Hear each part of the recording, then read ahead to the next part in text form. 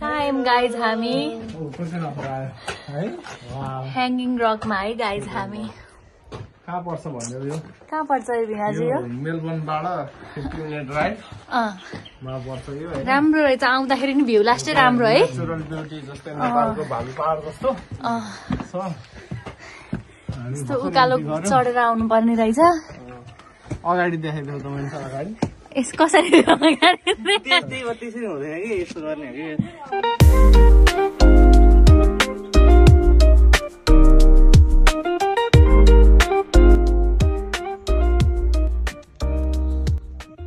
ल हामी जाँदैछौँ माथिबाट एकदमै राम्रो भ्यू छ भन्ने कुरा आइरह कस्तो रहेछ दिदी यहाँबाट ए हेलो राम्रो हेर्नु त गाइज फोटो खिच्न अब क्रम जारी छ नेपाल बसेको मान्छे नेपाल भएको मान्छेहरूलाई चाहिँ नेपालको एकदम नेपाल के झल्को मेटिन्छ भन्छ के भन्छ त्यस्तै डाँडा काँडा जताततैबाट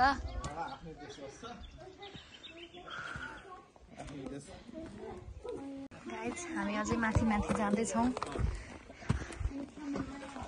भिनाजु अगाडि अगाडि हुनुहुन्छ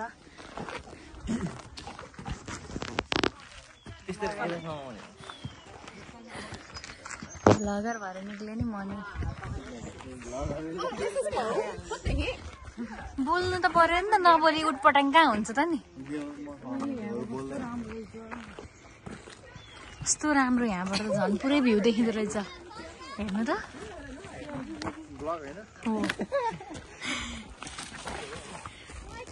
बेलुका उ गर्नुहुन्छ लिएर जानेहरू यो काठ बार्बिक्यू गर्नुहुन्छ भिनाजु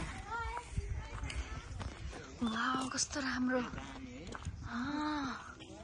हेर्नु त ओ बबाल बबाल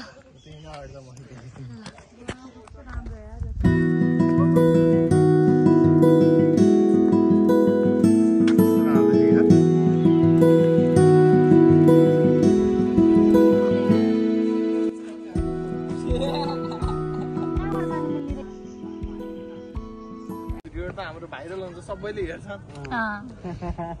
शनिबार त मेरो कामै हो कि मेरो नि काम छ भन्छ यस्तो हेर्नु गाइज 3-4 ठाउँबाट निक्लिन मिल्ने रहेछ डाँडामा एक ठाउँमा त म लडी पनि हालेँ अलि डेन्जरै छ है गाइज यो ठाउँ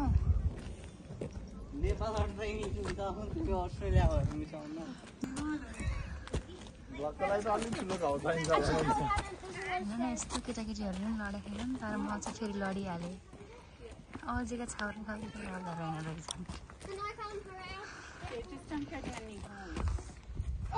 ल हेर्नु नेपाली भनेर कसरी चिनिन्छ जे भेटायो त्यसरी दाँत कोटाउने सकिन्छ अब दसैँ आयो धेरै खसी खाए दाँत कोटाउन डाँडा काँडा हिँड्ने सकिन्छ अब कसैले यतैबाट लानु पर्ला टुथपिक बनाउनु अनि बेच्ने हो कि ग्लेन रोइलर अर्ग्यानिक टुथपिक भन्दै गाइज राम्रो ठाउँ ल भिनाजु चाहिँ पहिलाको जमानाको मान्छे हो उहाँलाई सबै थाहा छ फेरि म मान्छे पहिलाको जमानाको भए पनि हेर्दाखेरि झिल्के देखिन्छ जस्तै देखिन्छु हैन जेन्जी चाहिँ हैन उहाँ तर जस्तै देखिन्छु उहाँहरु चाहिँ जेन्जी हो यो पहाड कसरी भयो यसको नाम ह्याङ्गिङ रक हो किनकि राज समाल चाहिँ सुटिङ गर्ने सिलसिलामा यहाँ आथ्यो हैन हजुर गट्टा खेल्ने थाहा छ राज समाल त्यसरी गट्टा खेल्दा खेल्दै गर्दाखेरि गट्टा खेल्ने ढुङ्गाहरू हो के यसो राज समाल त्यस्तै लाग्यो गट्टा खेल्ने ढुङ्गाहरू देखाइ उ त्यो ढुङ्गा गट्टा खेल्ने ढुङ्गाहरू यो चाहिँ एकदमै लकी ढुङ्गा रे राज समालको यो ढुङ्गाले चाहिँ जतिखेर नि सक्छ गट्टा खेल्न सक्छ त्यस्तो रहेछ गाइज यसको कहानी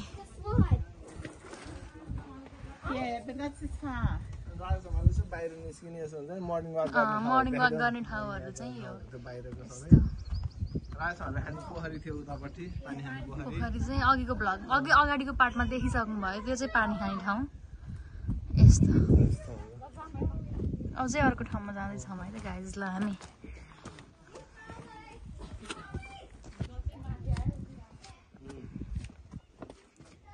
यो छ नि यो देखेछौ हेर्दा रुख जस्तो देखिन्छ नि यो राजहङको टुथपिक हो यो टुथपिक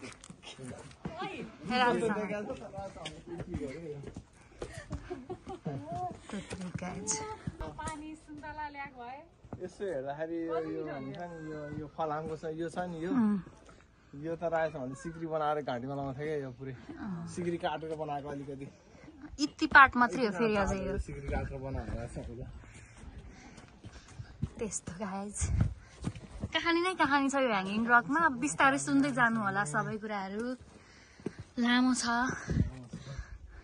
धन्नबेला राजहङले आएको थियो यस्तो भयो नत्र भए त यो हुन्थेन थाहा नै हुन्थेन नि मान्छेहरूलाई हो यस्तो ठाउँ छ भन्ने नै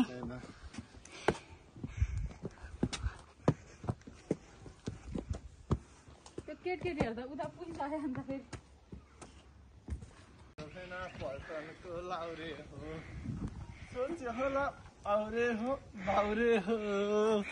भिनाजुले यो गीत गाएको गाई गरेर मैले यसमा टिकटक गराइदिन्छु आफूसँग भनेर होला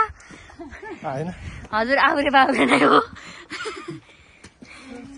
नो लाउरे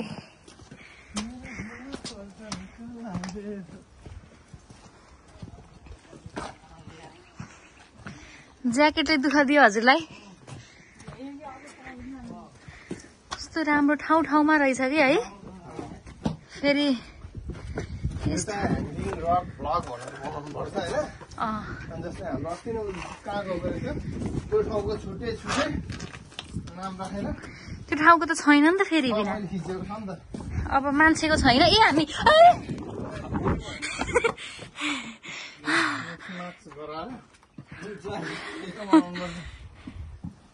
ला यस्तो भयो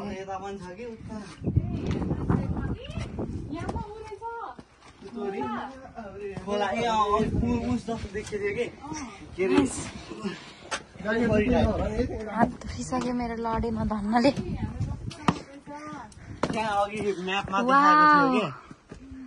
गाइज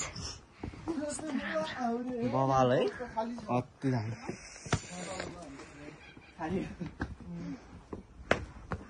तल देखाइदियो यस्तो यस्तो खोज के सकेसम्म भिडियोलाई चाहिँ यस्तो नै बनाऊ फेरि यो हामीले एडिट गर्न मिल्दैन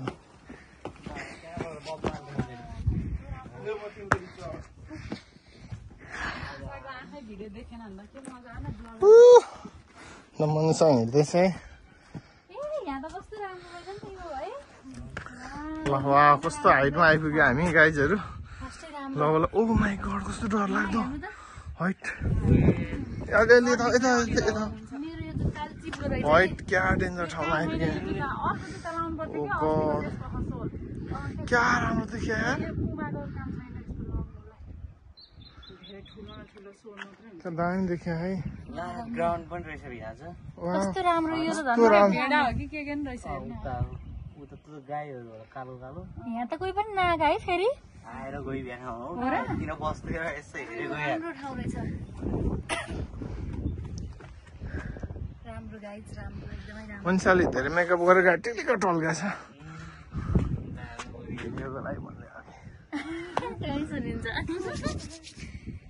राम्रो कालो डाँडैमाबाट हेरेर कस्तो खतरा देख्यो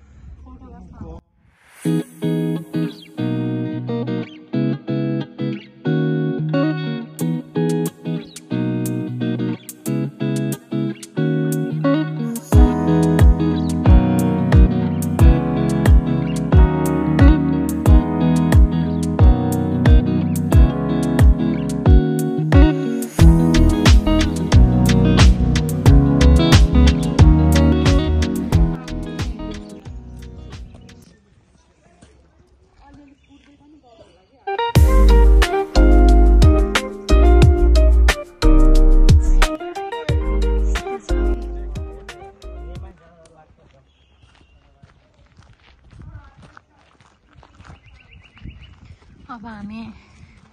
अझै माथि जाँदैछौँ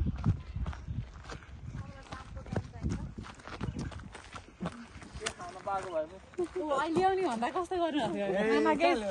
खानाकै छ जस्तो गर्नुभएको थियो मलाई है अहिले के खाना पाए पो रे हिजो एक दिन मासु नखायो यहाँ मर्नु हो यस्तै सिन क्याप्चर गर भोक लाग्यो अलिकति चढेको कोदोको रोटी खुवाएर ल्याएको होइन सबैलाई कोदोको रोटीले भोक लाग्दैन भनेको गाइस भोक लागिहाल्यो हामीलाई कसरी भिनाज दिपालीले पेटलाई होइन म घुम्न आएको कसले सम्झ्यो यस्तो केही बनाएर फेरि झन् भोक लाग्ने होला नि गाइस दौडेर म त सक्दिनँ है म सक्दिनँ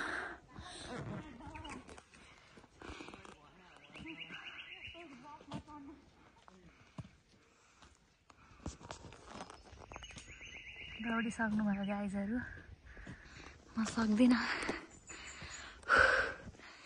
स्या भइसक्यो गाइज मलाई स्या घाम लाग्यो नि त आज त कस्तो पानी आउने थियो है मौसम वेदर हेरेर धन्न प्लान क्यान्सल भएन तर राम्रो वेदर पर्यो घाम लागिरहेको छ अझै माथि जाँदैछौँ हामी अब चाहिँ माथि पुगेपछि भन्नुहुन्छ ल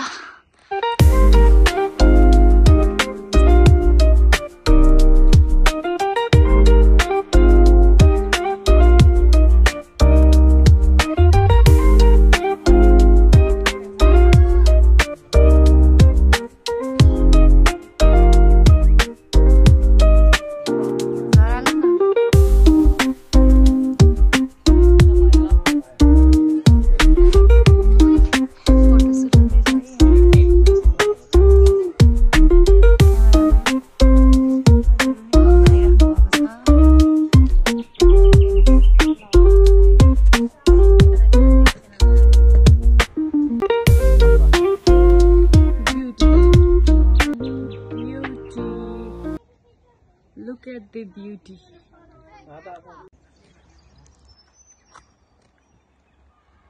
Thank you guys. राम्रो एकदमै राम्रो ठाउँ गएर आयौँ हामी यो चाहिँ अब अर्को ठाउँको पनि यही भ्लगमा हाल्दा त धेरै लामो हुन्छ होला है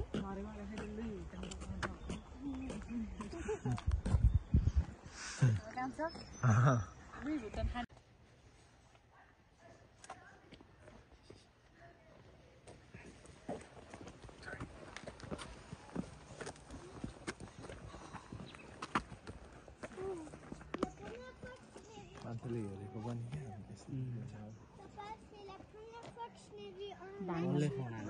दुम्सी भएर पनि कति राम्रो हुन्थ्यो नेपालमा पाउँछ यहाँ नि पाउँछन् है अलिअलि जिस्काउन भएको छ कि के रहेछ यस्तो राम्रो